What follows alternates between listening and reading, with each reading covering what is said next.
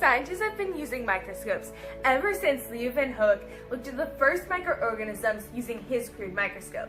Today, with the rise of powerful computing machines and new technology, scientists are able to take pictures that look like this at incredibly high magnification and resolution. Want to know how this picture got made?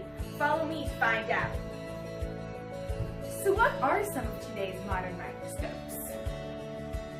Scientists use all of these microscopes, but right now we're going to look at the scanning electron microscope, or SEM. The SEM uses electrons to look at the sample beneath. Inside a vacuumized chamber, the process starts with an electron gun.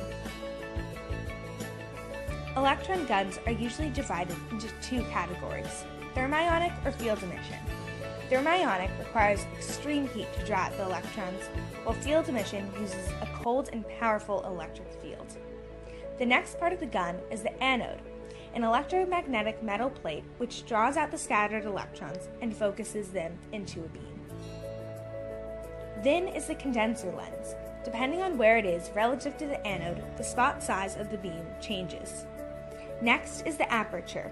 The aperture is a metal strip with holes which directs and eliminates extra electrons in the beam. It must be aligned in order to look at the sample. The objective lens further focuses the beam. The scanning coils or deflector plates give the microscope the scanning part of the name. They deflect the beam so the electrons must move across the sample. The sample sits at the bottom, prepared and conductive so that the electrons won't damage it. Here is the path of the electrons.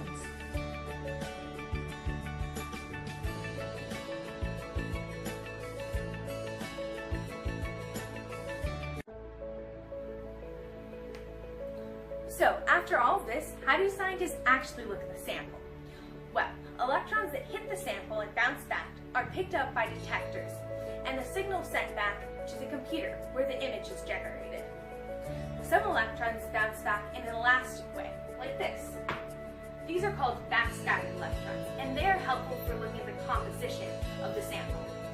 Some, called secondary electrons, bounce back through an inelastic way, meaning they lose energy and velocity during the process, and veer off course, like this. They're helpful for looking at the topography or texture of the sample. So remember that picture from earlier? That was how it was made.